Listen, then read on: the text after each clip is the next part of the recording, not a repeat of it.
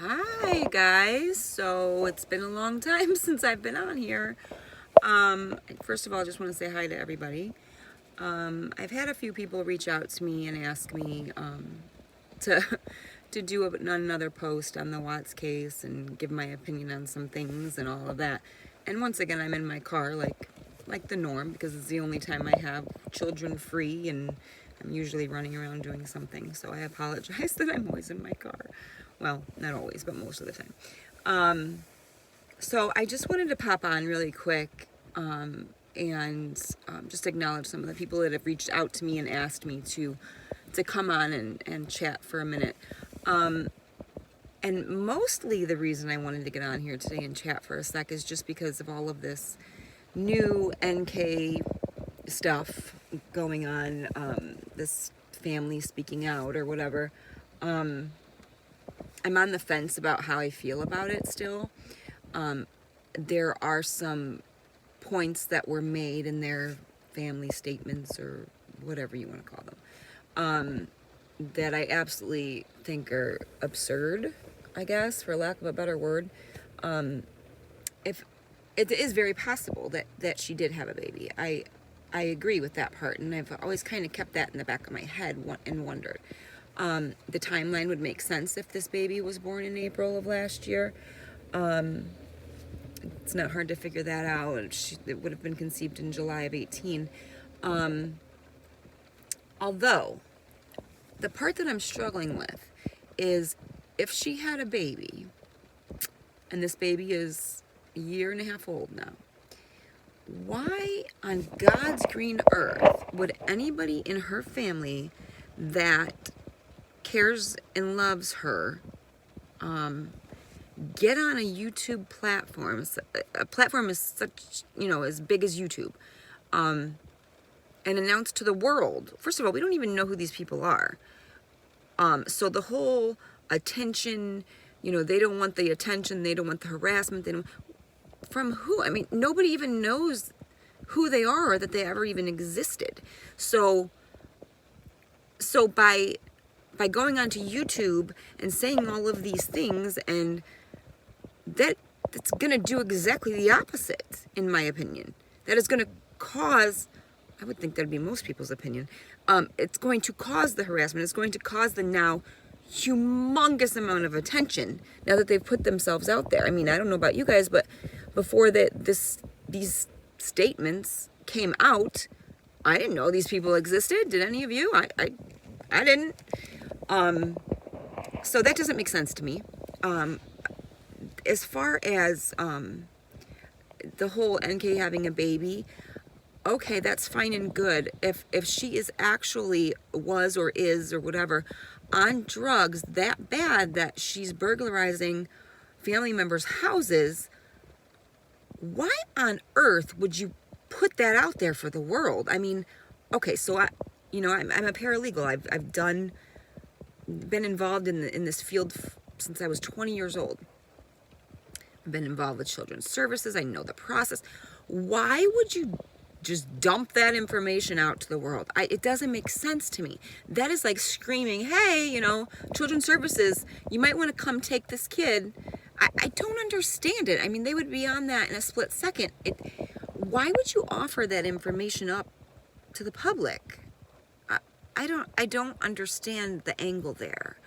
I mean, if that is the severity, if she's been suicidal, if she's attempted suicide, if she was on drugs that heavily, that there's that much of a backlash from her drug issues, that baby would be taken away. And at the very least, they would be strictly monitoring her, doing weekly drug tests. Like, why would you want to bring that on? I don't understand. And I'm sorry if I'm rambling. I just don't know what the angle would be there. The only thing, and I'm not saying that none of it is true, I go back and forth with thinking that it's her voice with a voice changer. A lot of the whatevers, it sounds just like her. And with voice changers, it kind of goes in and out, go back and forth. So it would make sense. Although I'm still on the fence about that. But anyway, I'm sorry, I keep losing my train of thought because there's so many things that I'm thinking about this. They're talking about suing all these channels or whatever, and then and in the same breath saying, you know, NK can't get a job. NK doesn't have a dollar to her name because, you know, Chris Watts ruined her life and now she can't get a job and she's a drug addict and she's suicidal and she's this and I mean, it's nothing good.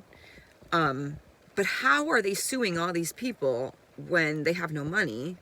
That's interesting to me. And for what? We're going to sue Unmasked because she did a series on NK based on facts, evidence, and discovery? It doesn't make sense, does it? Not to me. An armchair detective supposedly paying $1,000 for her aunt to video her while she was taking a shower. I mean, does that even sound... I'm sorry. It sounds ridiculous, for lack of a better word.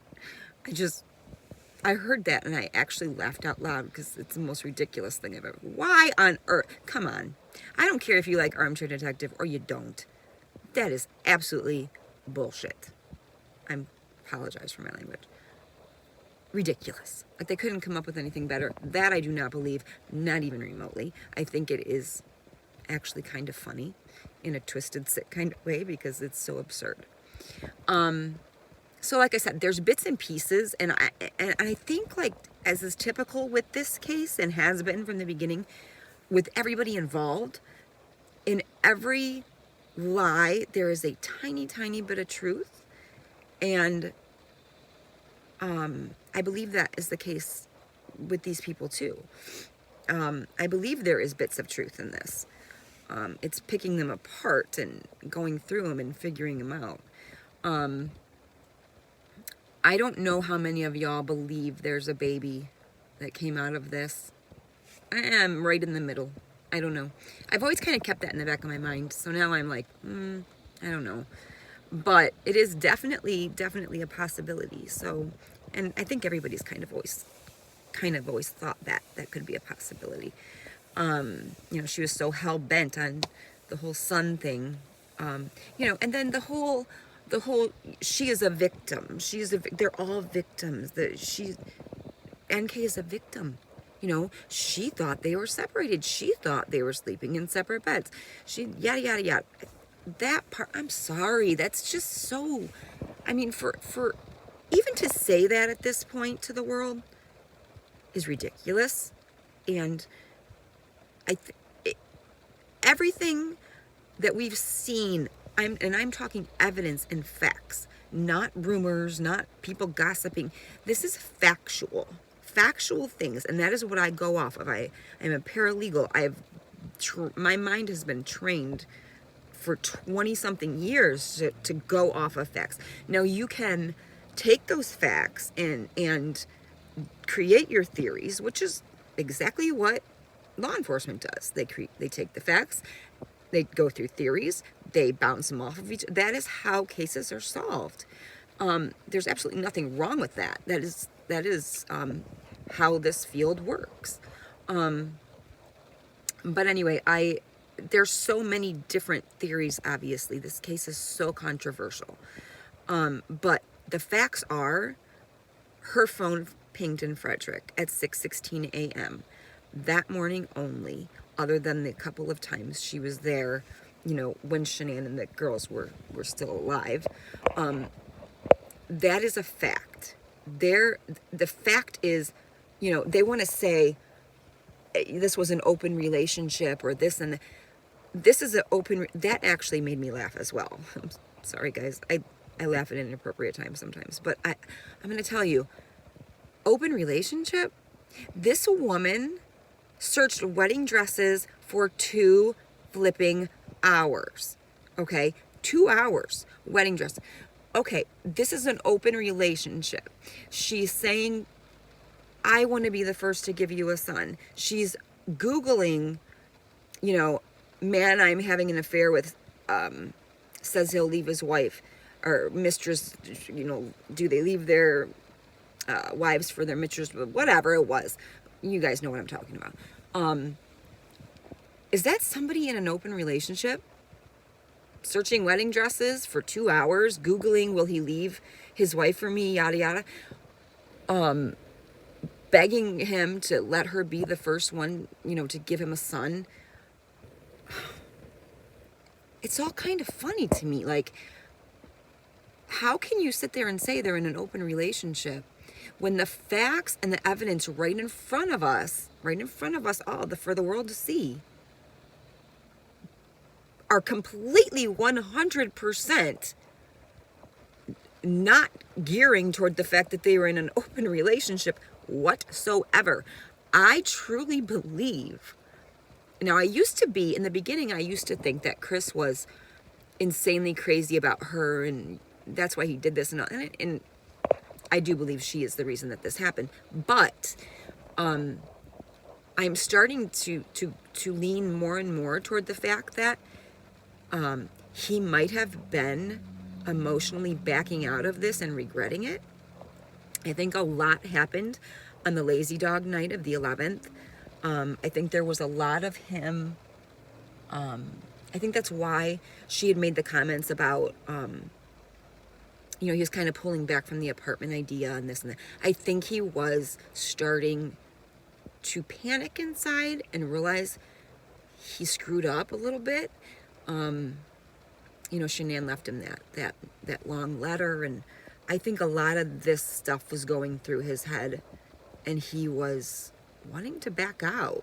And I don't know if it ever got as far as him telling her, that he wanted to back out and take a step back or whatever. I wouldn't be surprised if that happened. She really can't remember what they talked about that night, which, it's funny how that always seems to work in her favor, where things she remembers and things she doesn't remember. But anyway, I think that there's a lot happened as far as the night of the 11th, and I wonder a lot about that. But I now am more geared toward the fact that she was the one who was far more into him. He was kind of starting to want to pull away a little bit, and that really set her off. We all know she's bipolar and not the most stable of a person. And I think that had a lot to do with what happened. Now this is something that I've tossed around in my mind for a while now, but I'm really, the more I learn and the more I research and stuff, the more I'm starting to believe that. And it wouldn't surprise me in the slightest, if there really is a baby, it wouldn't surprise me in the slightest if that was done on purpose, on her end. Not on his, on hers. But, which, I don't know, I don't understand that either, because why would you want to have a baby with somebody who literally killed his babies? I'm sorry, you guys, I'm rambling, I'm like thinking out loud, and I apologize. This might not be my best of videos. I'm irritated and frustrated and sick to my stomach about all this. And I'm not even going to go into, this video would be hours if I went into my opinion on this Kim chick and the garbage and filth and just disgust that spews out of that woman's mouth. I can't even, I could literally throw up just thinking about that woman and the evilness and the horribleness, absolute horribleness of accusing a dead woman murdered by the hands of her husband that she loved more than anything except for her girls. She loved the three of them more than anything in this world. And now this woman has the audacity to get on YouTube, twist the facts and the evidence, and pin them on Shanann. What in the hell goes through a person's mind to do that? Not only to say it and to put it out there on YouTube for us to listen to, subscribe to, which I tried to reach everybody I could tell them immediately to unsubscribe to this woman because she doesn't deserve not a one subscriber. She's sick.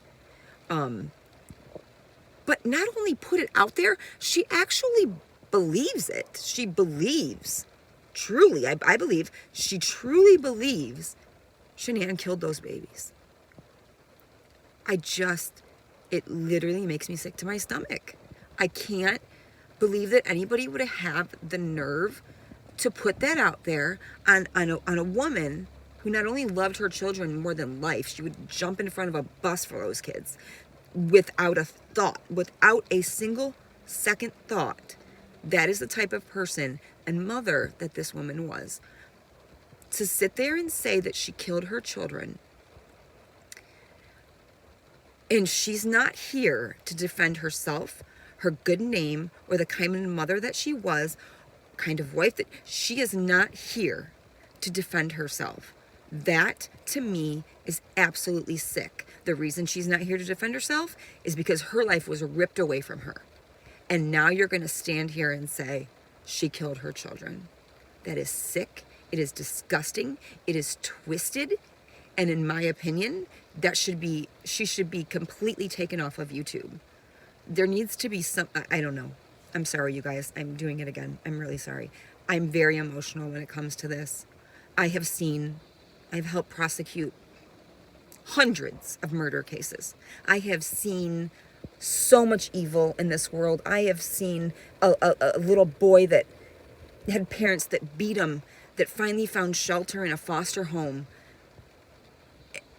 to what he thought was going to be a new, loving, wonderful home, only for those foster parents to turn around and beat him to death. I saw his little 7-year-old body on a morgue slab, and all I could think to myself is, this little boy thought, oh my God, these parents are fine. Somebody's going to finally love me. And those same people turned around and killed him.